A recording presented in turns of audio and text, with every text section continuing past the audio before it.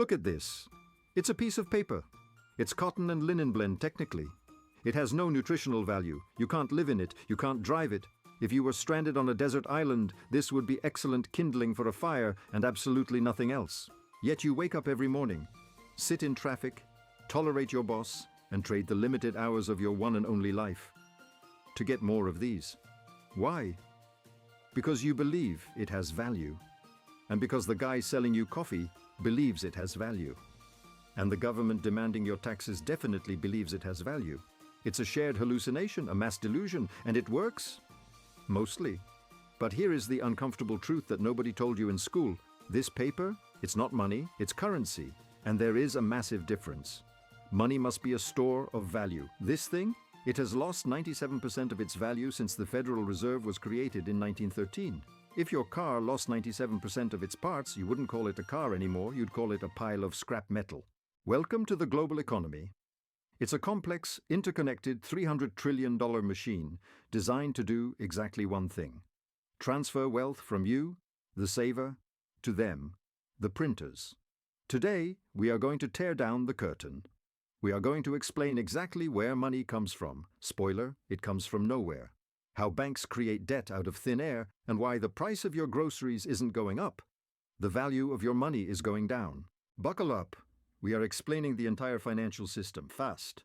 To understand how we got scammed, we have to go back, way back. Imagine you are a caveman named Dave. You have extra chickens, you want shoes, you find Steve. Steve makes shoes. But Steve is a vegetarian. He doesn't want your chickens. Now you have a problem. This is the coincidence of wants problem. Barter sucks. It is inefficient. You spend half your day walking around trying to find a shoemaking vegetarian who loves chickens. So humans invented a solution. Commodity money. We needed something that everyone wanted. It had to be durable, divisible, portable, and scarce. We tried seashells. We tried salt. That's where the word salary comes from, by the way. We tried giant stone discs. But eventually the entire world settled on gold and silver. Why? Because gold is chemically boring. It doesn't rust, it doesn't explode, and you can't just print more of it unless you smash two neutron stars together, which is logistically difficult. For thousands of years, gold was money. It kept governments honest. If a king wanted to fight a war, he had to have the gold to pay the soldiers. If he ran out of gold, the war stopped. It was a simple system. It was an honest system. And naturally, bankers hated it. Enter the goldsmith. Let's call him the first banker. In the 17th century, carrying around bags of heavy gold coins was dangerous. You could get robbed by pirates or just get really bad back pain. So people started leaving their gold with the goldsmith for safekeeping. The goldsmith would give them a paper receipt. An IOU. It said, whoever holds this paper can claim 10 gold coins. Something magic happened. People stopped picking up the gold. They just started trading the paper receipts. It was easier. It was lighter. I'll give you this receipt for that cow. Deal. The paper became a proxy for money. Now the goldsmith is sitting there, looking at a vault full of gold that nobody ever comes to claim. And he gets a greedy idea. A very, very profitable idea. He thinks, why don't I just write some extra receipts and lend them out to people? Nobody will know. As long as everyone doesn't come for their gold at the exact same time, I'm rich. So he did. He had 100 gold coins in the vault, but he issued receipts for 1,000 gold coins. He created paper gold out of thin air, lent it out, and charged interest on it. This was the birth of fractional reserve banking. It is the exact same system we use today, except now there is no gold in the vault, and the receipts are just digits in a database. When the townspeople found out the goldsmith had printed more receipts than gold, they panicked. They all ran to the vault to get their metal back. This is called a bank run. The goldsmith went bankrupt. He was probably hanged. But the idea didn't die. The governments looked at this scam and thought, hey, we can use that. Fast forward to 1913. The US government wanted a way to print money without relying on gold, primarily to fund wars and welfare without raising taxes directly. Because raising taxes makes people angry. Printing money just makes them poor, which is harder to notice. So a group of powerful bankers met in secret on Jekyll Island, Georgia.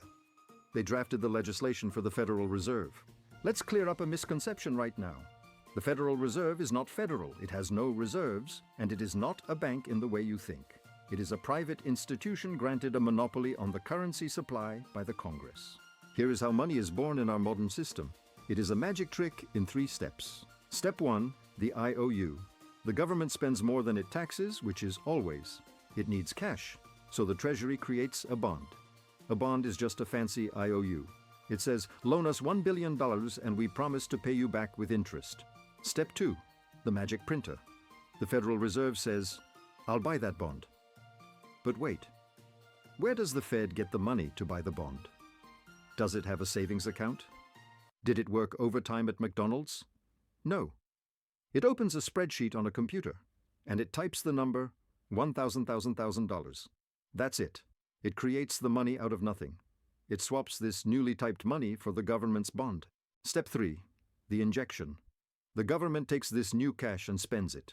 It pays soldiers, builds bridges, or sends out stimulus checks. The money enters the economy. But here is the catch. The bond, the IOU, must be paid back with interest. But if the Fed created the money to buy the bond, where does the money to pay the interest come from? It doesn't exist yet. To pay the interest, the government must borrow more money, to print more currency, to pay the old debt. It is a mathematically guaranteed debt spiral. The debt can never be paid off. It can only grow. If the US paid off its debt, there would be no dollars left in existence. The debt is the money. But wait, it gets worse. You think the government prints most of the money? Wrong.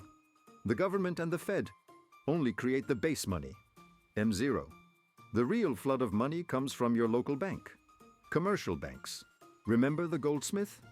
Today, the reserve requirement is practically zero. Let's say you work hard and deposit $1,000 into your bank account. You think that money sits in a vault? Adorable. The bank takes your $1,000 and keeps, say, $0 in reserve, effectively.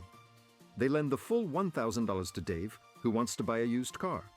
Dave pays the car dealer. The car dealer takes that $1,000 and deposits it into his bank.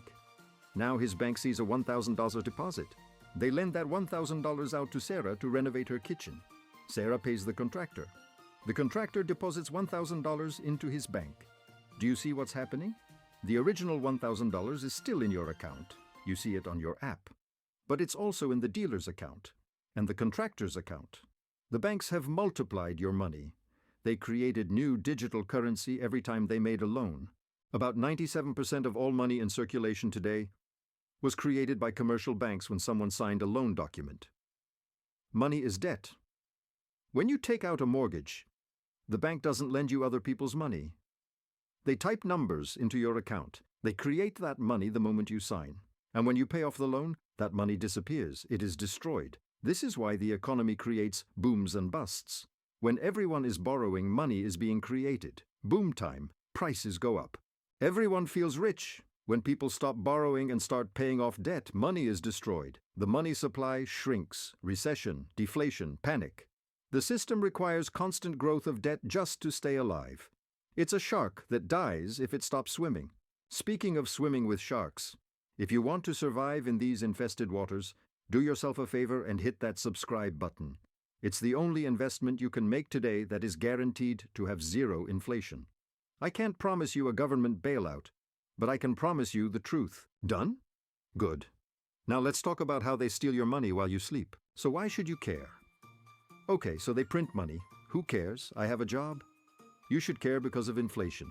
Politicians and economists will tell you inflation is complex. They'll blame supply chains. They'll blame Putin. They'll blame greedy corporations. They'll blame the weather. They are lying. Milton Friedman, the Nobel Prize economist, said it best. Inflation is always and everywhere a monetary phenomenon. Imagine there are only 10 apples in the world and $10 in existence. Each apple costs $1. Now, imagine the Fed prints another $10. Now there is $20 chasing the same 10 apples. What happens? The apples didn't get better, they didn't get bigger. But now each apple costs $2. The price went up, but the value stayed the same. This is inflation. It is not that things are getting more expensive. It is that your money is becoming worthless. If you saved $10,000 in 1980, that money could buy you a house in some places. If you kept that $10,000 under your mattress until today, it can buy you a used Honda Civic. Where did the value go? Did a thief break in and steal 90% of your money? Yes.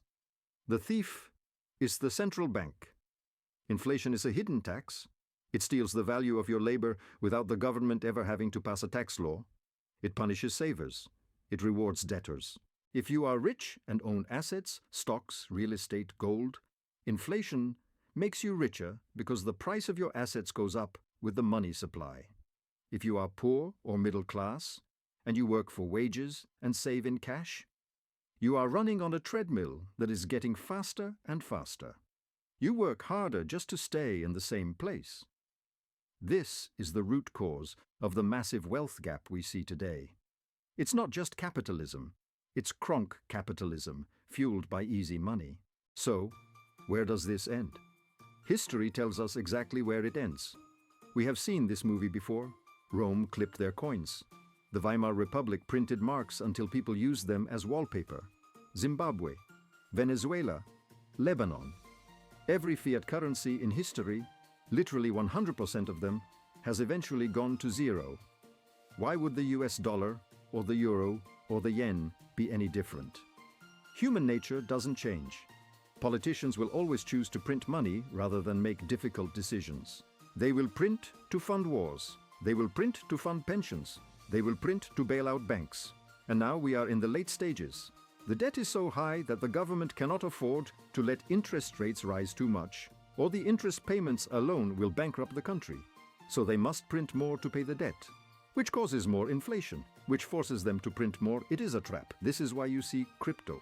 This is why central banks are rushing to create CBDCs, central bank digital currencies. They know the current system is reaching its mathematical limit.